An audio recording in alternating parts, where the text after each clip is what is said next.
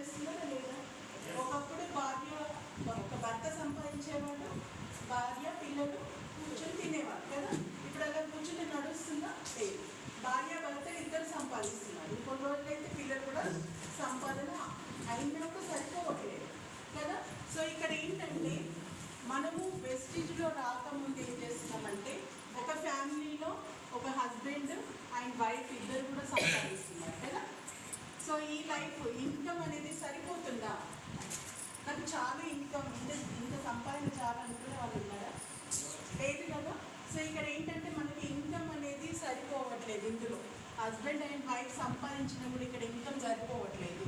కానీ అదే husband and wife ఇక్కడ ఇన్కమ్ సంపాదిస్తే ఏంటంటే మేడం చెప్పారు కదా, ప్యాసివ్ ఇన్కమ్ అంటే లక్షల్లో ఇన్కమ్ అనేది వస్తుంది ఇక్కడ. సో ఇక్కడ మనకి ఇన్కమ్ అనేది సరిపోతుంది. ఎందుకంటే ఇక్కడ మేడం ఇందాక చెప్పారు, వరలక్ష్మి మేడం, ఒక సముద్రం దగ్గరికి వెళ్ళి ఒక మగ్గుతో మనం నీళ్ళు తీసుకుంటే మగ్గుతో నీళ్ళు వస్తాయి, బకెట్తో అయితే బకెట్లో నీళ్ళు వస్తాయి. ఒక పైప్ లైన్ వేసుకున్నారనుకోండి అన్లిమిటెడ్ కదా, అంటే ఎంతైనా వాటర్ వాడుకోవచ్చు.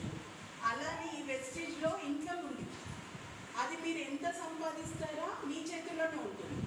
ఇందులో మీకు ఎవరు బాస్ ఉండదు. బయట మీరు ఏదైనా జాబ్ చేస్తున్నారు, ఏదైనా పని చేస్తున్నారు, ఒకరికి సమాధానం చెప్పాల్సి వస్తుంది. కానీ ఇందులో మీకు సమాధానం చెప్పాల్సిన అవసరం ఉండదు.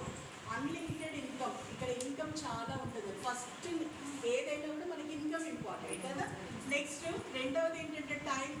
మీ దగ్గర టైం ఉందా? 24 గంటల టైం. ప్రతి ఒక్కరికి 24 గంటలే ఉంటాయి, కొంతమందికి ఎక్కువ ఉందా? 24 గంటలే ఉంటుంది. బీదవాడికి కూడా 24 గంటలే ఉంది. మరి వాళ్ళు కోటీశ్వర్లు ఎట్లా అవుతున్నారు, వీళ్ళు బీదవాళ్ళు ఎట్లా ఉంటున్నారు?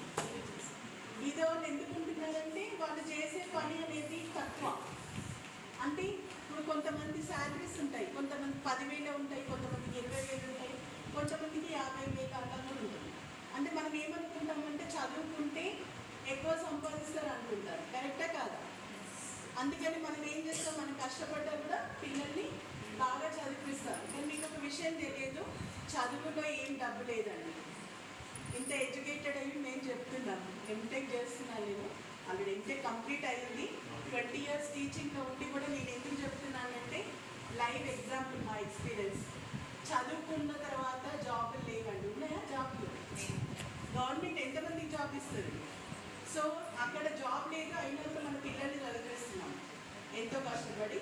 అక్కడ మనకు ఏంటంటే చదువులో డబ్బు అనేది లేదు. మనకు టైం ఉందా మీ చేతిలో? లేదు కదా.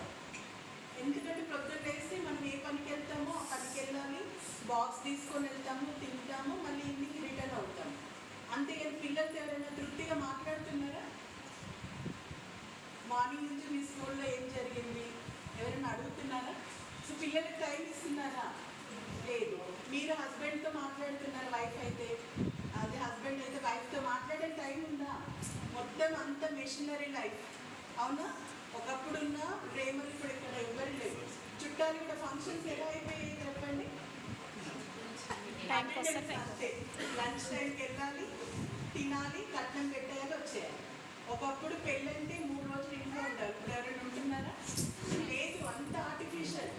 ఏంటి అంటే ఇక్కడ డబ్బు కావాలి, డబ్బులు ఉంటే చాలు. మనకి డబ్బు వెళ్తే మనం పరిగెడుతుంది. ఇక్కడ మన దగ్గర టైం లేదు. ఇక్కడ మాకైతే ఫుల్ టైం ఉంది. ఇంతకుముందు నేను మండే టు సాటర్డే కాలేజ్కి వెళ్ళేదాన్ని, సండే రెస్ట్ తీసుకోలేదని. ఇప్పుడు అలా కాదు, మండే టు ఫ్రైడే, ఓన్లీ సాటర్డేనే వర్క్. ఓన్లీ సాటర్డే మాత్రమే నేను మీటింగ్కి వస్తాను. మిగతా టైం అంతా ఖాళీ. అంటే టైం అనేది మన చేతిలో ఉంటుంది, టైం మన దగ్గర ఉంటుంది అన్నమాట. Next third one, bank balance. ఎంతమందికి అండి బ్యాంక్ బ్యాలెన్స్ ఉంది? ఉందా? బ్యాంక్ బ్యాలెన్స్ ఉందా? లేదు. ఎందుకంటే మన మనీ సరిపోవట్లేదు. ఒక 1 మంత్ కష్టపడి సంపాదించి 30 రోజులు కష్టపడతాము. 5వ తారీఖు రాగానే మన శాలరీ వచ్చినాక 1 వీక్ ఉంటుందా మన బ్యాంకులో అకౌంట్లో? 1 వీక్ ఎక్కడ, ఆల్రెడీ మన శాలరీ రాకముందే లెక్క వేసుకుంటాం ఎంత కట్టాలి ఏంటి.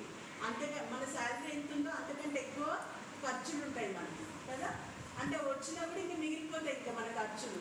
అంటే ఇక్కడ బ్యాంక్ బ్యాలెన్స్ లేదండి. ఇక్కడ మనకి ఎక్సెస్ అమౌంట్ వచ్చింది అనుకోండి, సపోజ్ మనకి 20,000 ఖర్చు ఉంది, ఇంట్లోకి 50,000 అమౌంట్ వచ్చింది అనుకోండి, మిగతా 30,000 సేవింగా కాదా? సో అది ఒక బ్యాంక్ బ్యాలెన్సే కాదా? సో నెలకి మనం 30,000 పక్కకు వేసినా కూడా మనకి సంవత్సరానికి ఎంత అవుతాయి? అనుకుందాం, ఈ శాలరీ ఉంది అనుకుందాం, ఓకేనా? అంటే ఇక్కడ మనకి బ్యాంక్ బ్యాలెన్స్ అనేది వస్తుంది. మరి ఇందులో నిజంగా డబ్బులు